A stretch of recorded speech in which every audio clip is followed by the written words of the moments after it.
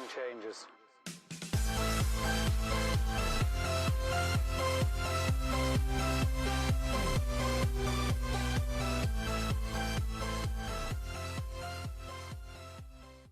Hey, happy Saturday, everybody. Welcome into the Rockstarflipper YouTube channel. Just a quick update video for you guys. I'm kind of taking it easy this weekend.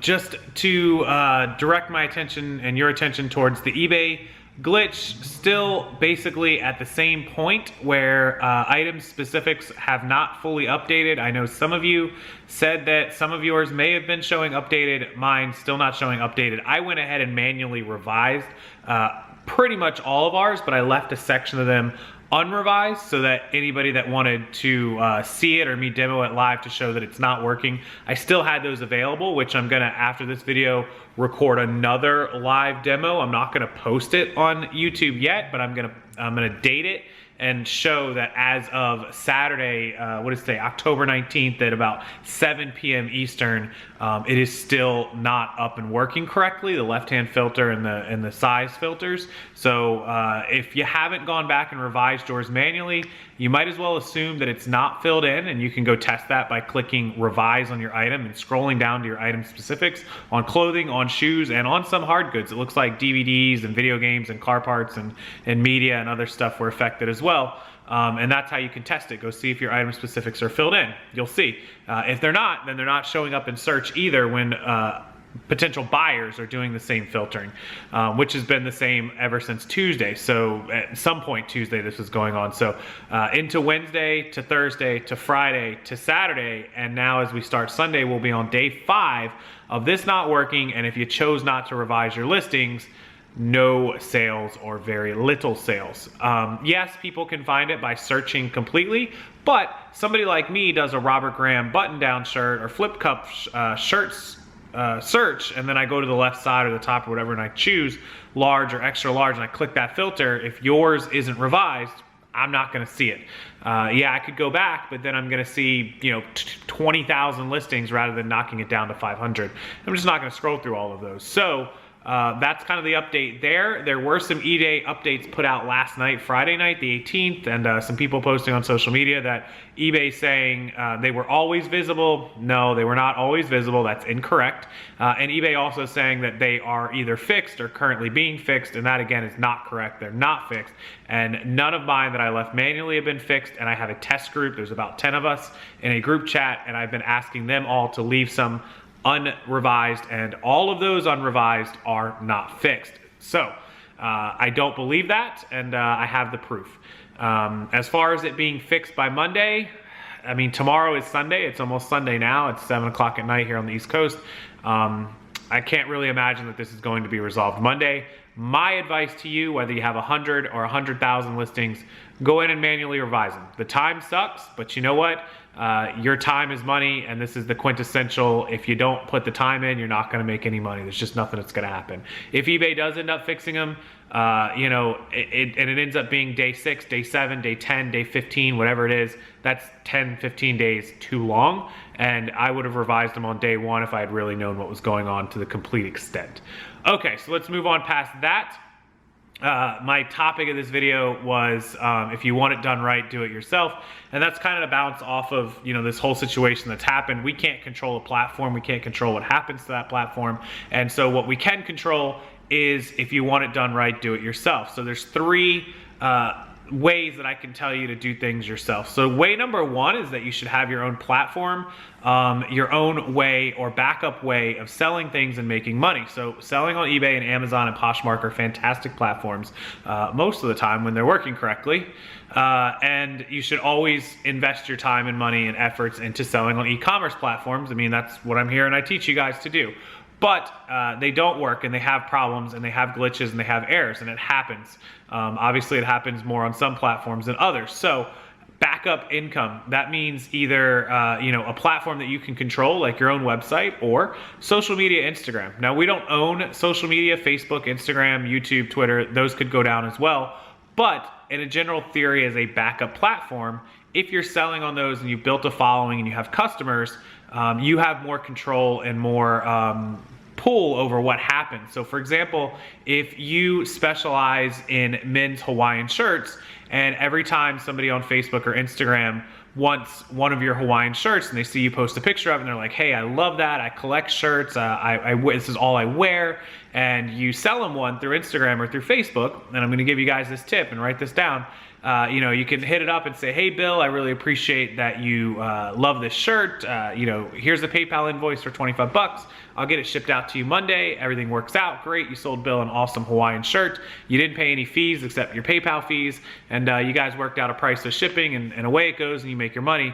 Well, then you get Bill's email address, and you write Bill's email address down, and you use a program. MailChimp is one that I use. It's free, up to 2,000 emails, and now you've got Bill's email, and you can put little notes inside of the program. You can add Bill and his email address, a little note that says Bill is size extra large and Hawaiian shirts, or whatever it is. You don't have to add notes, but you can.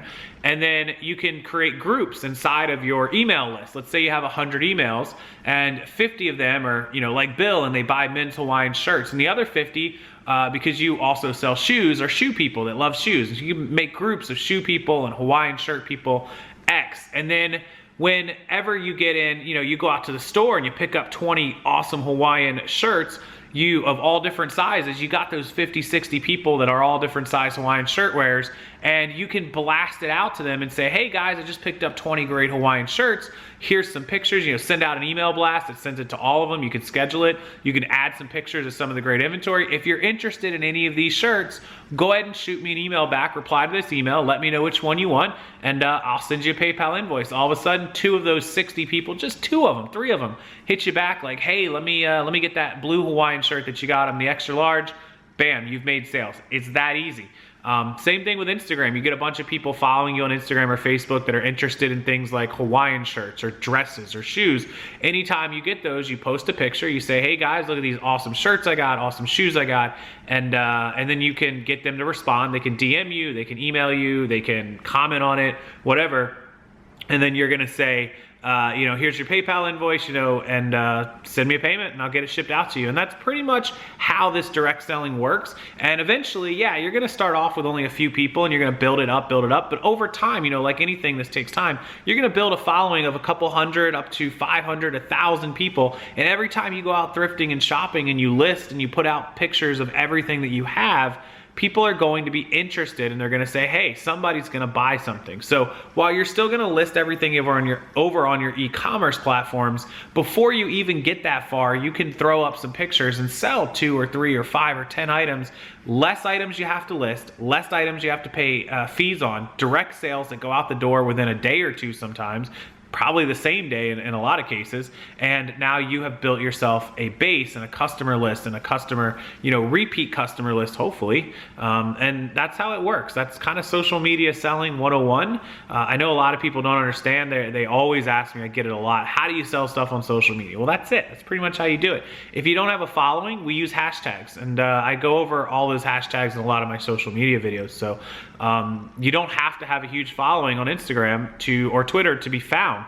Anybody that uses hashtags will be able to locate these items and you can sell them. And that's kind of the joy and the big perks of social media.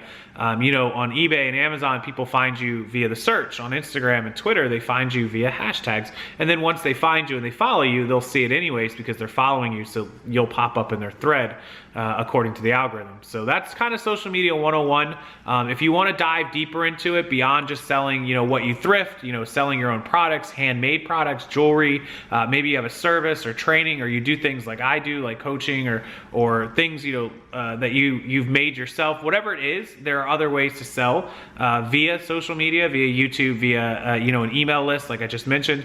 There are 100 other ways to make money. There's also affiliates, which is something else that I cover in that webinar that I did. So there's all kinds of different ways, and the lesson for today is if you want something done, you kind of have to do it yourself. And so that's kind of the number one way, is doing it yourself through your own social media or website. And so that's number one.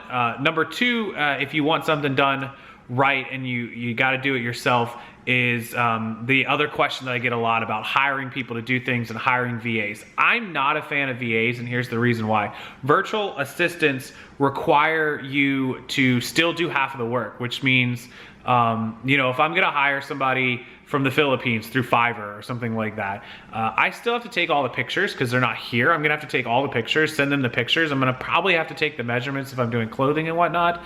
And so I'm basically sending them all this information, and they are only filling it into the thing. Well, I've done 50% of the work, right? Taking the photo, taking the measurements, sending it to them. By the time I go through all that trouble, I might as well just make the listing myself. So why am I paying them? Are they really saving me that much time that I'm paying them to do half the job? I'm kind of anti-VA. I really love employees because an employee comes to your house, comes to your garage, comes to your office, or you can meet them and drop off the inventory, and I'll give you an example of that in a second, and then they're doing the full job, start to finish. They photograph, they measure, they type in the description, they type in the title, they type everything in, and they save it as a draft, they upload the photos, and then all I have to do is fill in the price because I don't really trust anyone. Again, if you want it done right, do it yourself. I don't trust anyone with the pricing, and so I fill in the price and then I finish it, and that's it. So what I used to do when Kate's sister worked for me for a while was I would give her 100 pieces of inventory or 200 pieces of inventory on Monday, and she would go about the whole week photographing and listing, and then when she was done at the end of the week, I would get it back from her over the weekend or whatever day we arranged, and then I'd give her more for the following. And so that's how it worked. The only issue that came up with that is during the week, if one of the items that she listed, because every night I'd go in and whatever draft she was done, I would finish them. If something sold, then I would have to email her. I'd make the shipping label, and I would email her over the shipping label based on the weight, or she would do it, and I gave her a printer and she'd print it out and stick the label on and ship it out. And so that was kind of the arrangement that we had. And so that's kind of the second way. If you want something done, I truly believe either do it yourself and get it done right, or get somebody locally. I'm not a big fan of VAs. I'm not. I know some of you have success with it, but if you're doing half the work, if I'm gonna pay somebody, I want them to do a job, not half a job. My opinion there. The third thing about doing things the right way is you always have to go back and check everything and make sure that it actually was done the correct way. So eBay's fees, a lot of people saw a glitch with eBay's fees, charging you, overcharging you. Some people that are used to a $100, $200 invoice had an $850 invoice. Going back and checking things. Kate does all of my accounting, a lot of my QuickBooks where she fills in all the numbers. Every day I take a quick glance. I'll just scroll down really quick because it's only, so many entries. It's not a ton. For 5 minutes, I can just scroll down real quick and make sure there's no big typos. A couple weeks ago, we had one where I think we had an eBay sale for $22.50, and she put it in as $225. Easy typo, it can happen to anyone. You move a dot, you move a number, you type too much, whatever. And I found it. That could have, glitched out and caused our QuickBooks to be skewed. $225 as opposed to $22.50 is a big difference, So always go back and double check everything that you do. You'll be surprised at how many mistakes you find. We still make mistakes. I go back and check my own work half of the time, most of the time, because I do typos too. It happens to the best of us, and you don't want numbers like that to cost you down the road. So if you want something done, do it yourself. That is my lesson and my message to you guys this weekend. If you are interested in any of that social media information and learning, the affiliate webinar that was 90 minutes plus the entire collection of social media videos, it's down below. It'll be the first link. It's just 19 bucks, and it will show you everything from selling on all the platforms to Instagram to affiliates to direct sales to products to everything you need to know inside and out.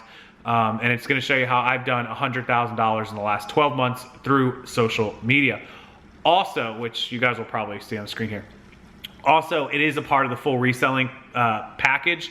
If you pick up the reselling package on eBay, Amazon, and Poshmark with accounting also included, you will get that entire social media package included with the reseller bundle. So it's all together in that big one. That's 50, or you can just get the social media one and affiliates for 19. So I'll link them below. Appreciate you guys watching. Enjoy your weekend. I'll get this video up ASAP for you, and make sure you hit that like button and subscribe. We're getting really close to 100,000. Can't wait to get it. And I'll do a big giveaway when we do hit it. Thank you as always. I'll see you next time.